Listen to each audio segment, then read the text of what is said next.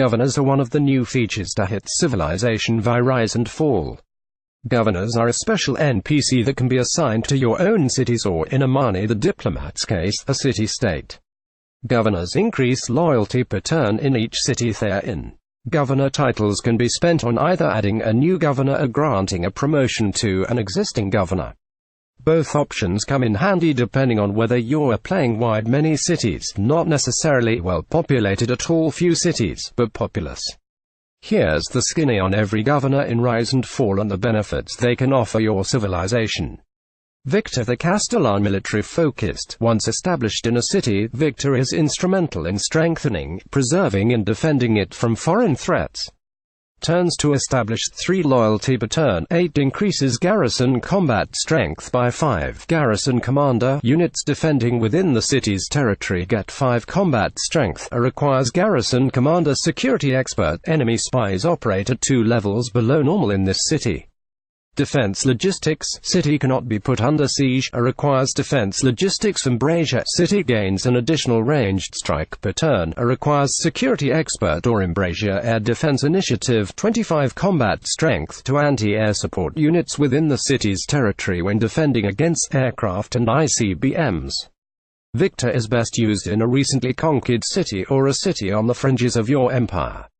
He can not only defend your city but can keep loyalty pressures outside your civilization from turning your own people against you. His embrasure promotion helps keep a small, weak city safe from barbarians or border skirmishers. Later in the game, his enemy spy debuff and bonuses to air defense mean HES well stationed in a powerful city you need to protect, or a city you plan to use as the base for a war effort. Magnus the Steward enterprising and capable. Magnus is able to procure valuable resources when needed. He is also quite skilled in optimizing the overall production in the city. Turns to establish 5 loyalty per turn. 8,100% yields from plot harvests and feature removals in city surplus logistics. 20% food growth in the city. Your trade routes ending here provide 2 food to the starting city. Requires surplus logistics. Industrialist. 1 production per turn from each strategic resource in the city. Provision. 20% toward industrial zone buildings in the city. Settlers trained in the city do not consume a population. Requires provision. Black marketeer. Strategic resources are not required in the city in order to build resource-dependent units. Requires industrialist. Black marketeer. Vertical integration. This city receives production from any number of nearby industrial zones, not just the first. Magnus makes sure you squeeze every last drop out of production out of a city that may not be optimally located. 100% yields can add up real fast when you build important districts, while food growth is critical for cities on tundra plains. Black marketeer turns your city into a war machine capable of churning out specialized units without specialized resources, while vertical integration will greatly benefit a properly located city. Place Magnus in a city that needs the help. Liang the Severam expert in efficiency. Liang is skilled in all things related to building and construction. An expert planner, she can also supervise the development of custom improvements in the city. Turns to establish 5 loyalty per turn. 8 all builders trained in city get 1 build charge. Infrastructure. 30% production towards city center and government plaza buildings. Requires infrastructure zoning commissioner. 30% production towards constructing districts in the city. Aquaculture. The fishery unique improvement can be built in the city on coastal plots. Yields 1 food. If adjacent to a sea resource. Requires aquaculture amusement. 30% production towards entertainment complex and water park buildings in this city. Requires zoning commissioner or amusement parks and recreation. The city park unique improvement can be built in the city. Yields 2 appeal and 1 culture. 1 amenity if adjacent to water. Liang's aquaculture promotion is critical for making a coastal city into a powerhouse. Districts and buildings that grant citizen slots are a great place to put those powerhouse citizens to work, and Liang's zoning commissioner bonus helps you do just that.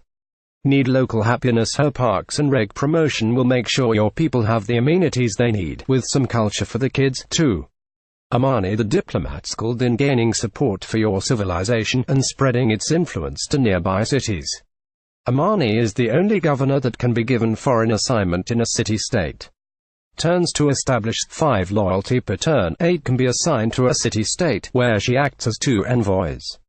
Emissary. Other cities within 9 tiles and not owned by you gain 2 loyalty per turn towards your civilization. Requires emissary affluence while established in a city-state, provides a copy of its luxury resource to you.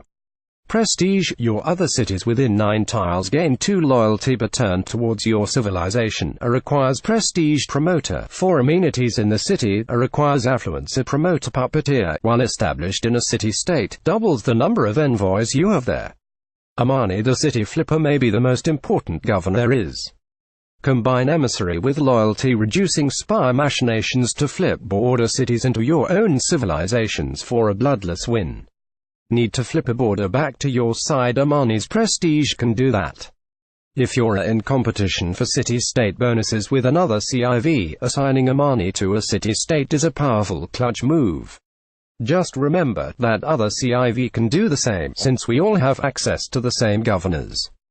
Moksha, the cardinal spiritual and religious leader that can increase the religious strength of a city and the religious units stationed there. Moksha is a beacon of faith in your empire. Turns to establish 5 loyalty per turn. 8 religious pressure to adjacent cities is 100% stronger from this city. Grand Inquisitor. 10 religious strength in theological combat in tiles of this city. Requires Grand Inquisitor laying on of hands. Governor's religious units heal fully in 1 turn in tiles of this city. Divine Architect. 20% production toward holy site buildings in this city. Requires Divine Architect. Citadel of God. City ignores pressure and combat effects from religions not founded by the governor's player. Requires laying on of hands. A Citadel of God patron saint. Apostles trained in the city receive 1 extra promotion. I'm not sure yet if religion affects loyalty, but I've been operating under the assumption that it does. If it does, having Moksha in town when another CIV is fielding powerful religious acolytes could mean the difference between keeping or losing a city. Even if religion doesn't affect loyalty, however, Moksha is still a governor, which means even if his promotions are irrelevant to your chosen victory style, he still affects loyalty wherever HE is placed. HE is invaluable to a religious victory. Of course, Citadel of God is a particularly useful promotion if you're in a faith-flipping war for souls, while with certain wonders and civics, his patron saint ultimate promotion turns your apostles into the ultimate stooges for the gods. Reina, the financier, shrewd and fiscally knowledgeable. Reina is able to strengthen the economic power of a city, using finances to provide more than is normally possible. Turns to establish 5 loyalty per turn. 8 acquire new tiles in city faster. Harbor Master. Double adjacency bonuses from commercial hubs and harbors in the city. Foreign exchange. 3 gold per turn from each foreign trade route passing through the city. Requires Harbor Master. A foreign exchange tax collector. 2 gold per turn for each citizen in the city. Requires tax collector contractor. Allows city to purchase districts with gold. Requires tax collector curator. Doubles tourism from great works of art, music and writing in the city. Reina starts off useful with her land acquisition bonus. Place her in a border city to nab those tiles before your neighbors do. Her contractor bonus is a godsend for cities that aren't as productive as others, allowing you to spend the gold SHES earned you on districts that might otherwise take dozens of turns to produce. If you just need money, place her in your empire's commercial hub. If you don't have production, place her in a city you want to spend gold to build. And if you're planning on a culture win, promote her to curator and place her in a cultural hub. Pingala, the educator. Pinagala is focused on the cultivation of scientific and cultural endeavors in the city. He is also quite skilled in the attraction of great people to his city. Turns to establish 5 loyalty per turn. 820% increase in science and culture generated by the city. Connoisseur. 20% production toward theater square buildings in the city. Researcher. 20% production towards campus buildings in the city. Requires Connoisseur. A researcher grants 100% great people points generated per turn in the city. Requires grants arms race proponent. 30% production increase to all nuclear armament projects in the city. Requires grants space initiative. 30% production increase to all space program projects in the city. Pingala is a science and culture powerhouse. Want to build nukes, want to go to space? Pingala's your man. His grants bonus works best in a capital city or in another major city filled with great person-generated districts. Pingala is a man for the heart of the empire. How have you been using your governors? What do you think is the best way to utilize these versatile slate of 7 accomplished people? Feel free to let us know your Civilization 6 rise and fall strategies in the comments section below.